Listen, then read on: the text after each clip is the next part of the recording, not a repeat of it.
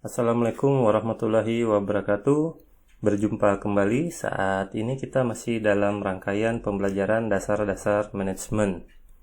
Di video kali ini kita masih akan membahas lanjutan dari fungsi perencanaan dalam manajemen. Bagi yang belum menonton video sebelumnya, dapat terlebih dahulu menontonnya dengan klik link pada sudut kanan video ini atau yang saya cantumkan pada kolom deskripsi. Oke, langsung saja. Di video sebelumnya kita sudah mengetahui bahwa untuk menyusun sebuah perencanaan yang baik diperlukan langkah-langkah sebagai berikut.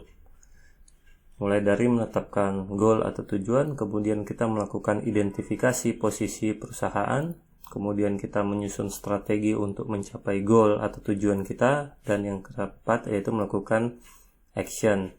Di video kali ini kita akan membahas tentang cara untuk melakukan identifikasi posisi perusahaan serta bagaimana cara untuk menyusun strategi mencapai tujuan. Salah satu alat yang dapat digunakan untuk memetakan kondisi perusahaan adalah dengan menggunakan analisis SWOT. SWOT ini adalah singkatan dari strengths atau kekuatan, weakness atau kelemahan, opportunity atau peluang, dan threat atau ancaman. SWOT ini adalah bagaimana cara kita sebagai manajer melihat kondisi perusahaan dari dua sisi, yaitu dari sisi internal dan dari sisi eksternal perusahaan. Faktor internal adalah segala sesuatu yang dapat kita kendalikan, sementara faktor eksternal adalah segala sesuatu di luar perusahaan yang tidak dapat kita kendalikan. Dalam analisis SWOT, kekuatan dan kelemahan adalah faktor internal, sementara peluang dan ancaman masuk dalam faktor eksternal perusahaan. Untuk menggunakan analisis SWOT, caranya adalah sebagai berikut. Jadi yang pertama itu kita melakukan identifikasi dulu setiap komponen SWOT. Jadi secara jujur kita mencatat apa-apa saja yang menjadi kekuatan dan kelemahan perusahaan kita. Selain itu kita juga mengidentifikasi peluang-peluang apa saja ke depan yang dapat kita manfaatkan serta ancaman-ancaman yang harus kita hindari. Faktor-faktor tersebut kita tuliskan dalam sebuah matriks yang kita sebut sebagai matriks SWOT. Tampilannya seperti berikut. Nah, jadi di matriks ini kita akan menyusun alternatif-alternatif strategi yang dapat kita ambil dari perpaduan antara eksternal dan internal SWOT. Sebagai contoh misalnya di kuadran SO ini. Jadi di SO ini kita akan merancang strategi-strategi bagaimana caranya memanfaatkan peluang yang ada dengan menggunakan kekuatan yang kita miliki saat ini. Contohnya begini, misalnya kita mengetahui bahwa ada sebuah daerah yang belum punya supermarket. Jadi di sana orang-orang masih berbelanja di warung. Jadi kita sebagai perusahaan yang besar yang memiliki modal yang cukup, kita dapat memanfaatkan peluang ini dengan membangun cabang atau gerai baru di daerah tersebut.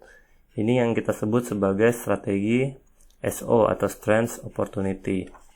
Atau contoh lainnya misalnya ST. Di kuadran ST ini adalah bagaimana caranya kita menggunakan kekuatan yang kita miliki untuk menghindari ancaman-ancaman yang memungkinkan ke depan nanti.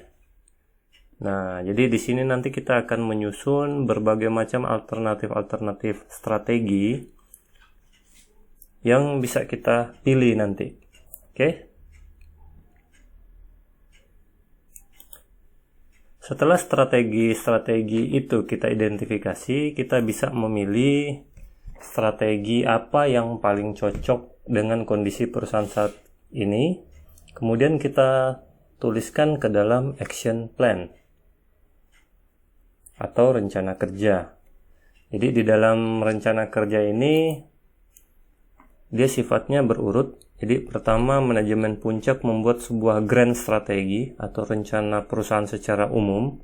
Nanti kemudian diterjemahkan menjadi rencana-rencana kerja teknis oleh level di bawahnya.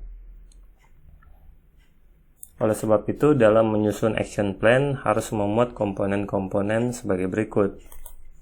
Yang pertama, ada goal yang ingin dicapai, kemudian ada aktivitas atau tindakan nyata atau langkah-langkah untuk bisa mencapai goal tersebut. Kemudian ada target yang harus dicapai untuk mengukur nanti sejauh mana pencapaian goal kita. Kemudian ada budget atau anggaran yang dibutuhkan untuk melaksanakan aktivitas tersebut.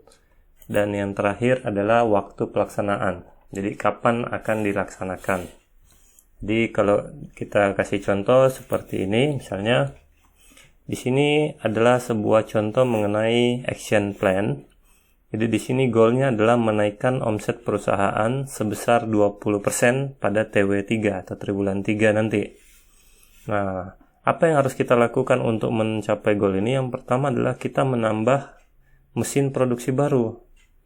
Jadi dengan menambah mesin produksi baru, maka kapasitas produksi kita akan meningkat.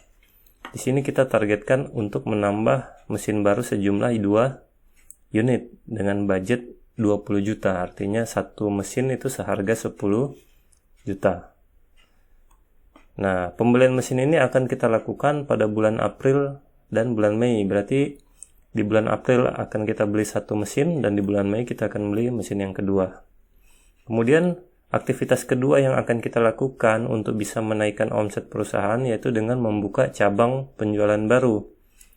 Kita targetkan untuk membuka 4 cabang dengan budget 100 juta rupiah, di mana berarti masing-masing cabang itu 25 juta rupiah. Kita akan lakukan pada bulan Mei dan bulan Juni.